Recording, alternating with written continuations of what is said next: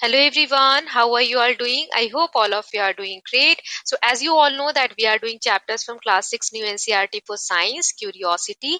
We have already completed 2 chapters. Now we are doing chapter number 3.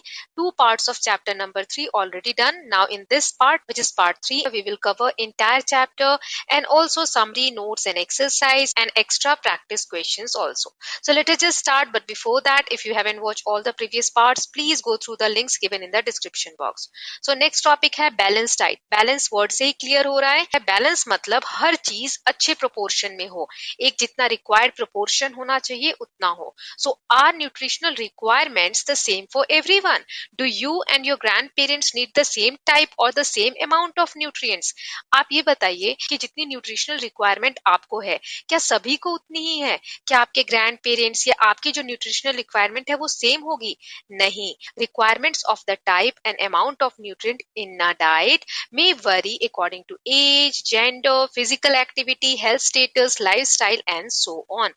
ये जो कितना amount चाहिए हमें न्यूट्रिशन का हमारी बॉडी को, ये डिपेंड करता है एज के हिसाब से, जेंडर के हिसाब से, आप फिजिकल एक्टिविटी आपकी कितनी है उसके हिसाब से, और आपका हेल्थ स्टेटस कैसा है, लाइफस्टाइल कैसी है। सो सेम नहीं होती है। इन पैरामीटर्स पे न्यूट्रिशनल वैल्यू वरी करती है, मतलब अलग अलग होती है। Let us just find out it through activity. You have listed food consumed by you during the week in activity 3.1. Check whether your food contain all the nutrients and other essential components necessary for growth and development. If not, check which nutrients or other food components need to be added.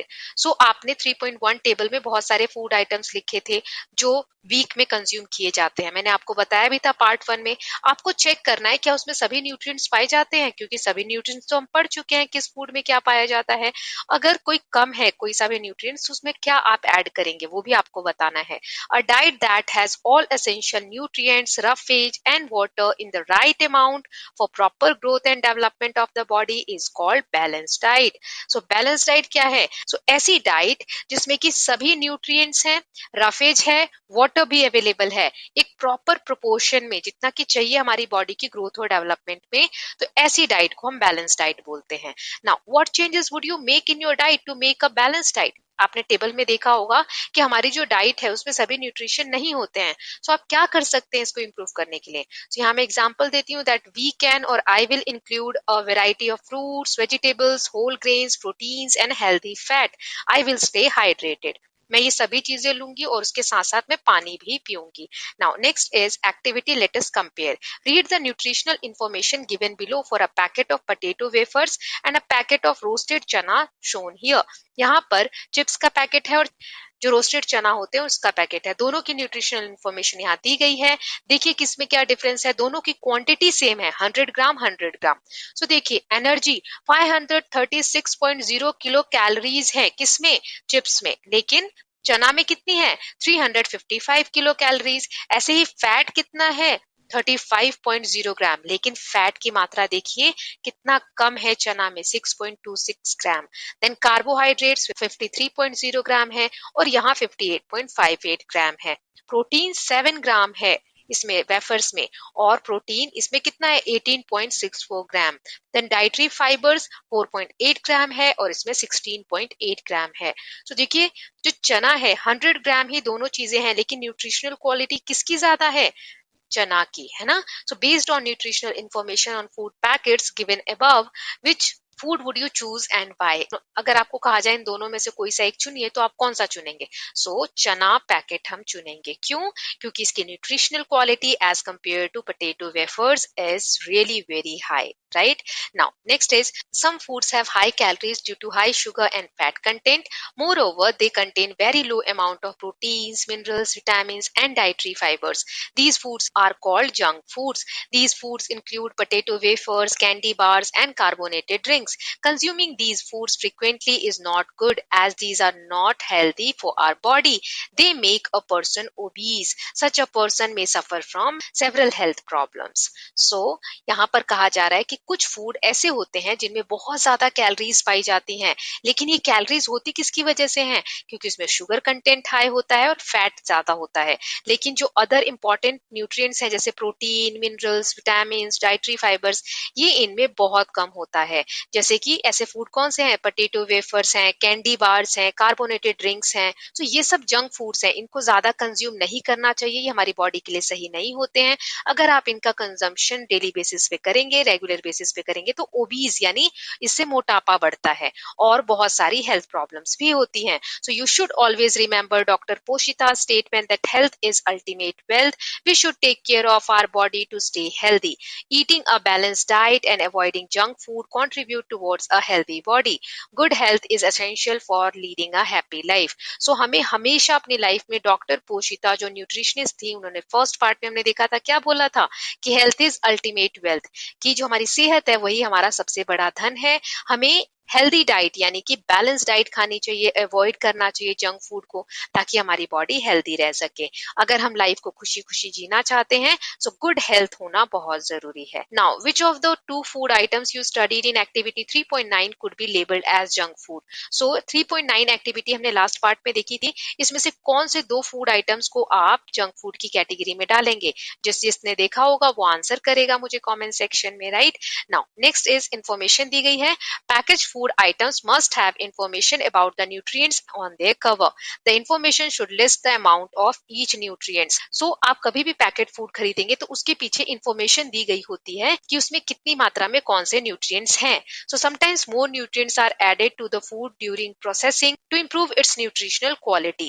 कभी कभी food items में कुछ important nutrients add किए जाते हैं जिससे कि उसकी क्वालिटी को और एनहांस किया जाए। सो इस प्रोसेस को हम बोलते हैं फोर्टिफिकेशन। जैसे हमने पढ़ा था सॉल्ट, कॉमन सॉल्ट होता है, उसमें आयोडीन की मात्रा मिलाई जाती है, सो उसे हम बोलते हैं iodise salt.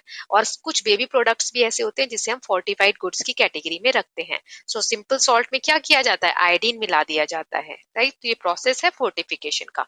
So food safety and standard authority of India, जिसे FSSAI या FSSAI भी बोलते हैं, ये गवर्नमेंट एजेंसी है जो इंडिया में रेगुलेट करती है फूड क्वालिटी को। रेगुलेट करना मतलब रूल्स एंड रेगुलेशन बनाना कि कौन सी फूड की क्वालिटी कितनी होनी चाहिए तभी वो बिक सकेगी मार्केट में। कौन डिसाइड करता है? सो FSSAI। तो देखते हैं कितने लोग इसकी फुल फॉर्म को याद कर लेते हैं और वीडियो कंप्लीट होने के बाद बिना देखे फुल फॉर्म को टाइप करेंगे, ये बहुत इंपॉर्टेंट है। Okay, now next topic is millets, nutrition rich serial. एक ऐसे सीरियल के बारे में हम पढ़ने वाले हैं, अनाज के बारे में, जिन्हें हम मिलेट्स पढ़ते हैं। You may have heard of jowar, bajra, ragi and सनवा।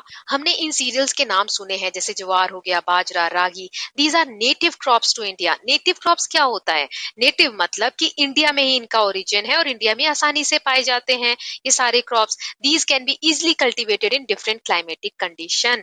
अलग अलग क्लाइमेटिक कंडीशन, जहां बारिश ज्यादा हो रही है, जहां कम हो रही है, कोई मैटर नहीं करता, ये क्रॉप्स बहुत जगह पे आसानी से उग जाती है। These highly nutritious grain are called millets.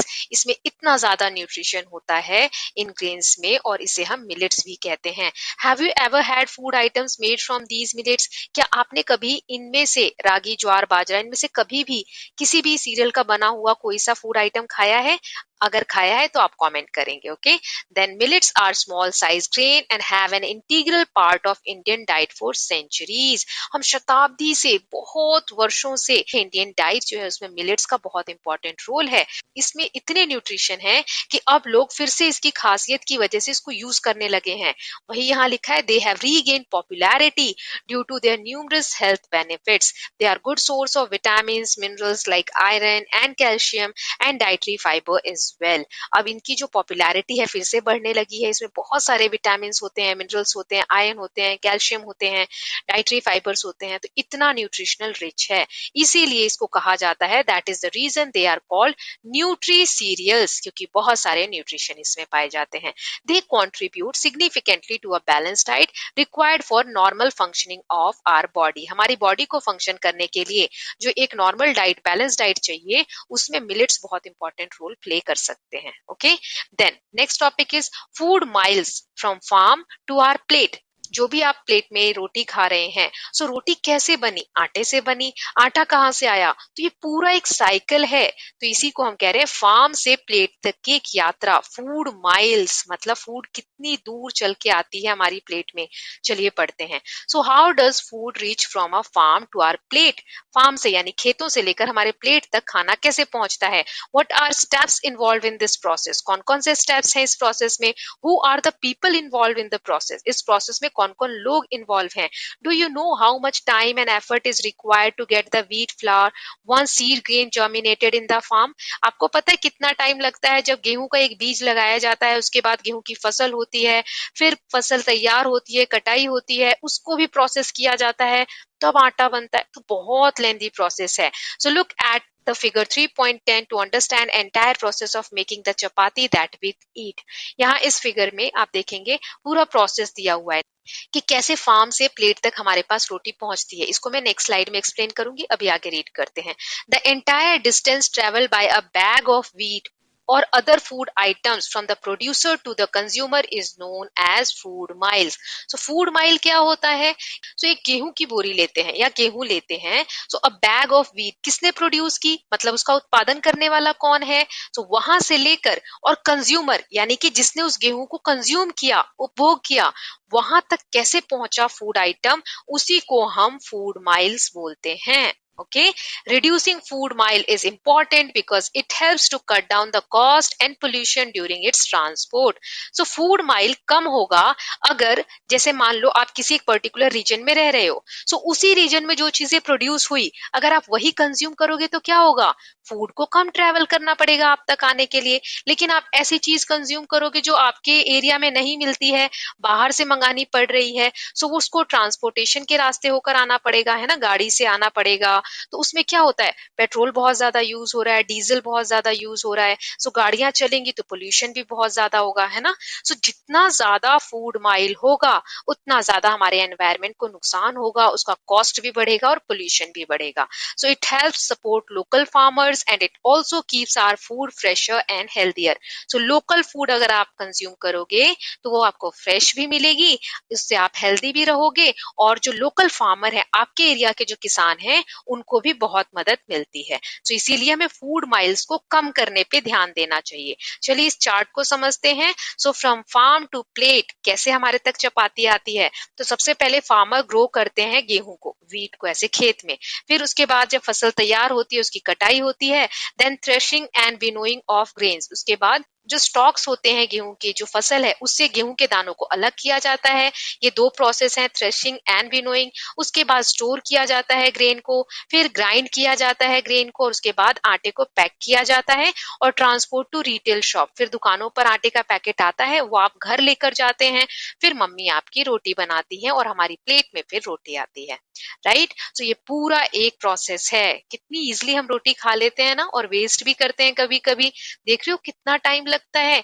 आप तो सिर्फ यहाँ से पढ़ रहे हो कि फार्मर ने व्हीट ग्रो किया, फार्मर्स को 3-4 महीने लग जाते हैं फसल तैयार करने में। सो पूरा कंप्लीट साइकिल अगर आप देखें तो पूरा 6 मंथ से भी ज्यादा का साइकिल है आपकी प्लेट तक रोटी आने का। सो आगे रीड करते हैं। Many people waste food, leaving it unconsumed on their plate.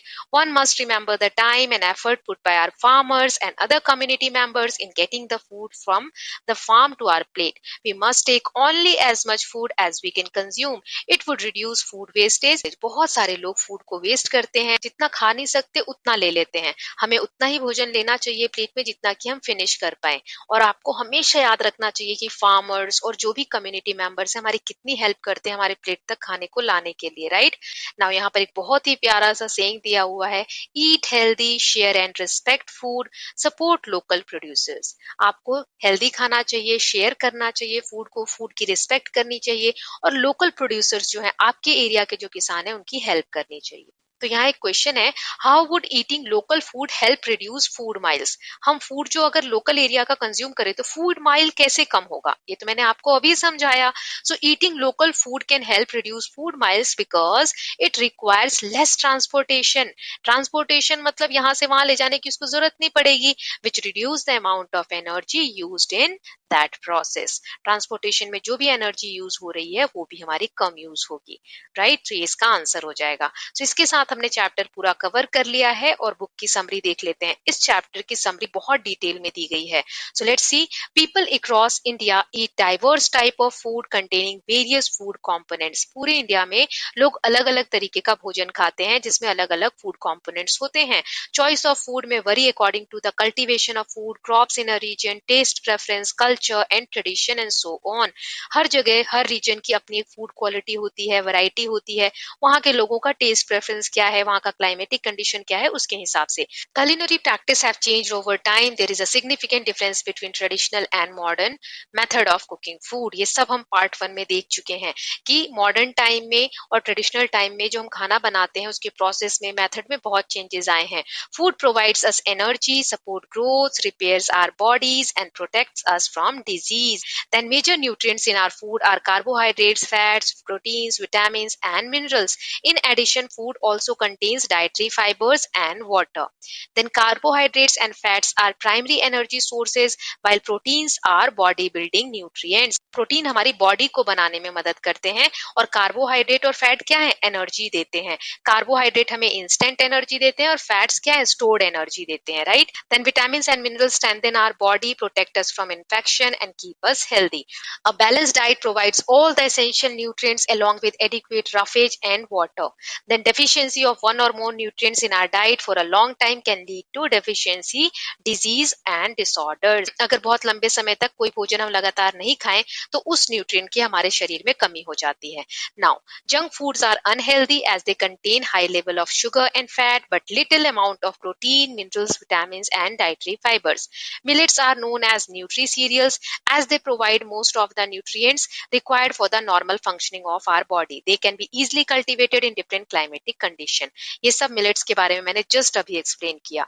Eating food that is locally grown and plant-based to the extent possible is not only healthy for our body but it also good for environment and our planet. So इसका मतलब अगर हम plant-based food खाते हैं या फिर locally हमारे area का grown food खाते हैं तो हमारे planet के लिए भी अच्छा है, environment के लिए भी अच्छा है और हमारी body के लिए भी अच्छा है।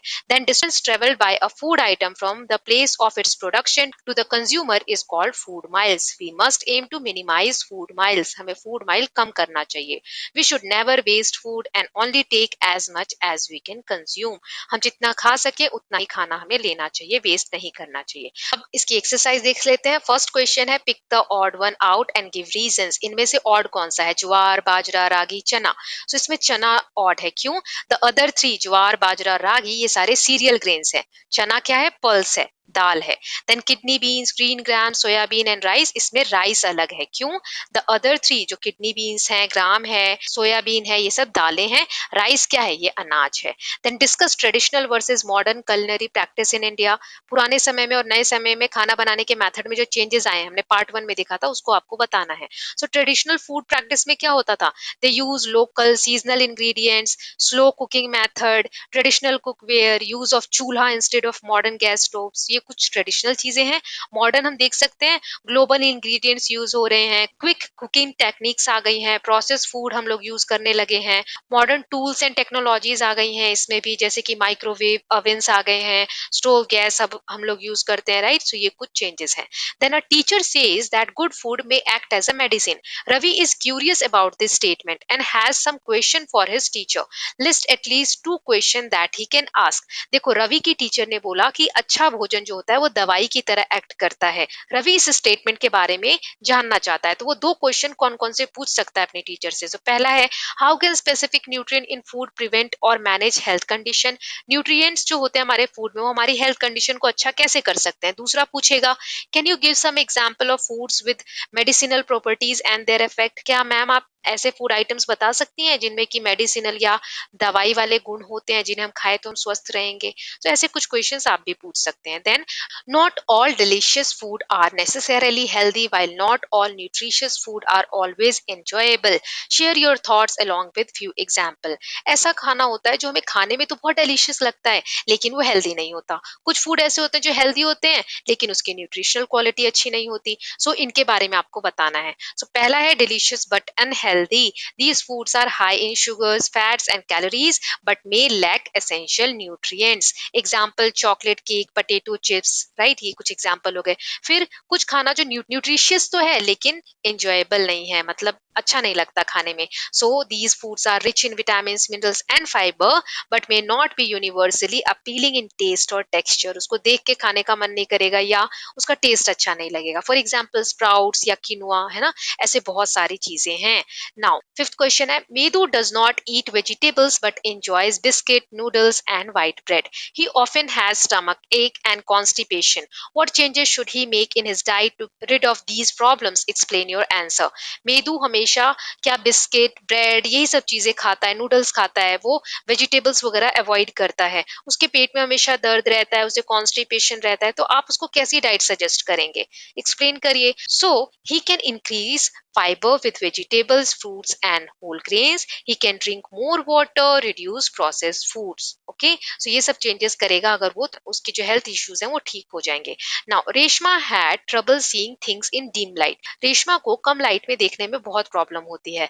The doctor tested her eyesight and prescribed a particular vitamin supplement. He also advised her to include a few food items in her diet. Doctor ने उसे कोई एक विटामिन खाने को बोला कि आप ये वाली दवाइयां खाइए क्योंकि इससे आपकी प्रॉब्लम ठीक हो जाएंगी. ओके, और कुछ फूड आइटम भी उसको इंक्लूड करने के लिए कहा आपने डाइट में. सो पहला क्वेश्चन है, which deficiency disease is she suffering from? कौन सी डेफिशिएंसी डिजीज हो रही है उसको? So she is suffering from vitamin A deficiency, क्योंकि विटामिन ए की कमी अगर हो जाए तो हमारी आंखों में प्रॉब्लम होता है.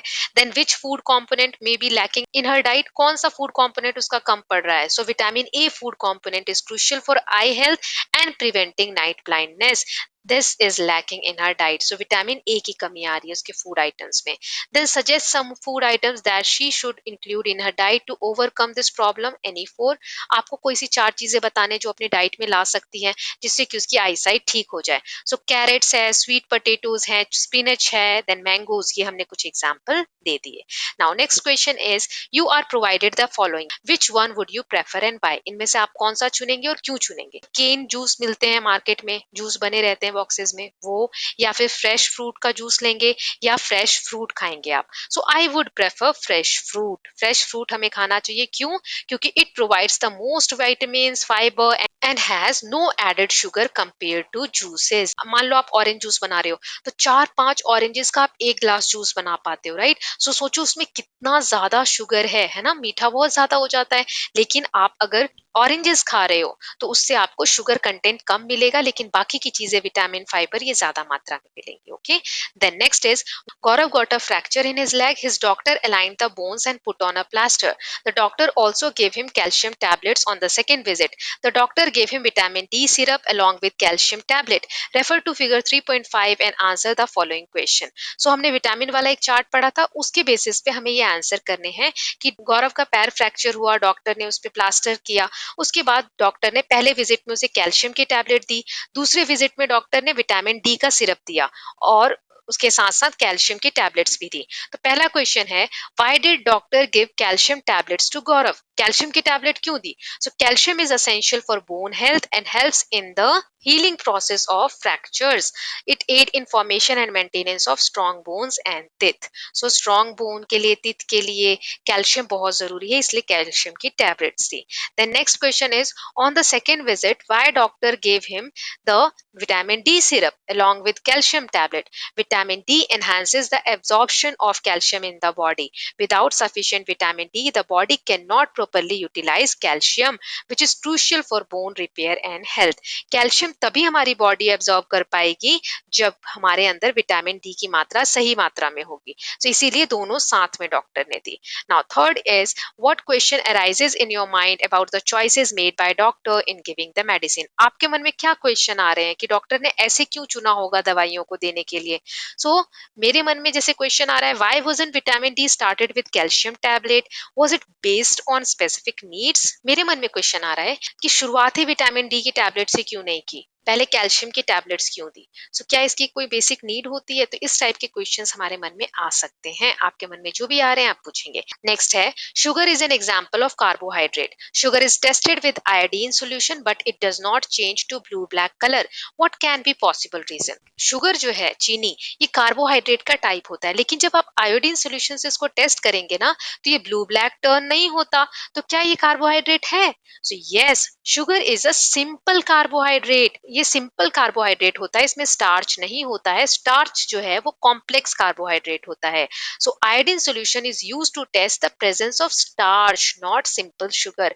आयोडीन का टेस्ट हम स्टार्च के लिए टेस्ट करने को करते हैं, सिंपल शुगर को नहीं टेस्ट कर सकते इससे। सो जब स्टार्च प्रेजेंट ही नहीं है शुगर में, सो ब्लू ब्लैक कैसे टर्न होगा ये, है ना?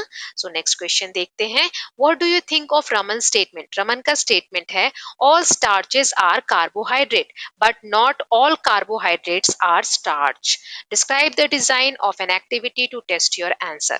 रमन ने कहा कि सारे स्टार्च कार्बोहाइड्रेट की कैटेगरी में आते हैं, लेकिन सारे कार्बोहाइड्रेट स्टार्च नहीं होते हैं। अभी जस्ट हमने शुगर का एग्जांपल देखा है ना, तो इसको आपको एक एक्टिविटी के थ्रू बताना है। तो देखिए रमन इज करेक्ट, रमन सही बोल रहा है। तो हम इसको टेस्ट करेंगे। हमें 3 टेस्ट ट्यूब लेना है, ए बी सी। ए में हम स्टार्च सॉल्यूशन डालेंगे, बी में शुगर सॉल्यूशन, सी में वाटर डालेंगे। उसके बाद few drops of iodine solution हम हर टेस्ट ट्यूब में डाल देंगे। अब कलर चेंज ऑब्जर्व करो। सो जो भी सॉल्यूशन ब्लू ब्लैक होगा उसमें स्टार्च होगा, ए में स्टार्च प्रेजेंट होगा, बी में स्टार्च प्रेजेंट नहीं होगा और सी में भी स्टार्च प्रेजेंट नहीं होगा।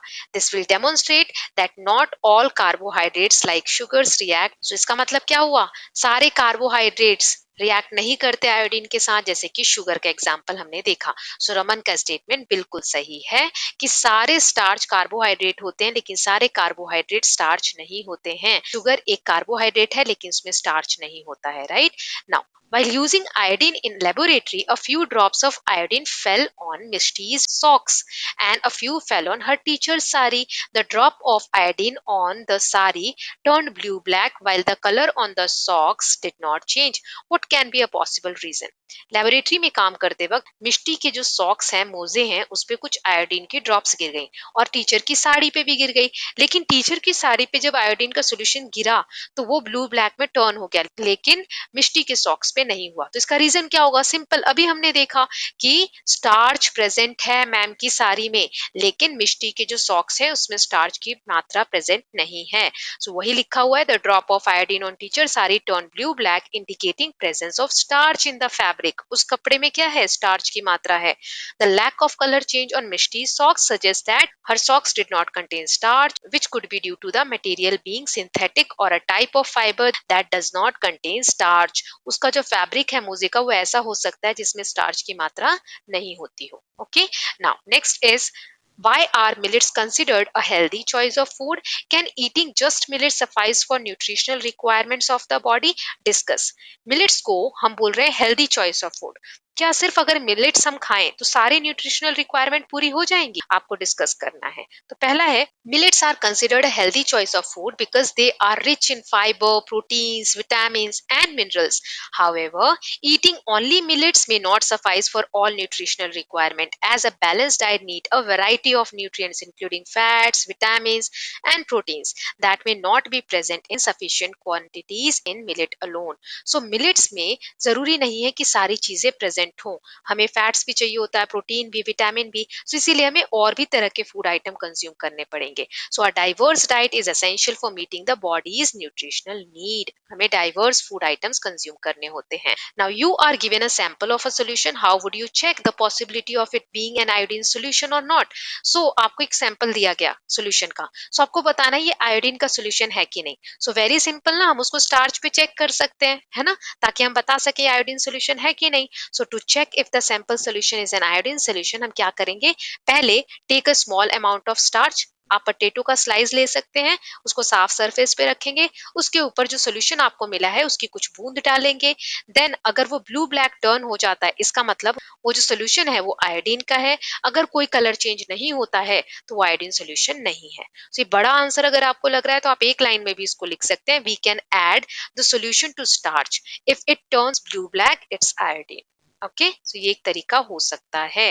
सो स्टूडेंट्स, इसके साथ मैंने बुक की पूरी एक्सरसाइज, पूरा चैप्टर, समरी सब कवर कर लिया। मैं कुछ एक्स्ट्रा क्वेश्चंस भी कराना चाह रही थी। अब ये वीडियो बहुत लेंदी हो गई है, तो हम एक छोटा सा और पार्ट बना लेंगे जिसमें मैं सिर्फ एक्स्ट्रा क्वेश्चंस प्रैक्टिस करा दूंगी इस चैप्टर के। Okay, I hope you are enjoying these videos. If you do so, please like and share it and watch all the chapters. The links are there in the description box. Okay, I hope you like this video. If you do so, please like and share it, and don't forget to subscribe Kalyan TV channel for more such videos. Thank you so much.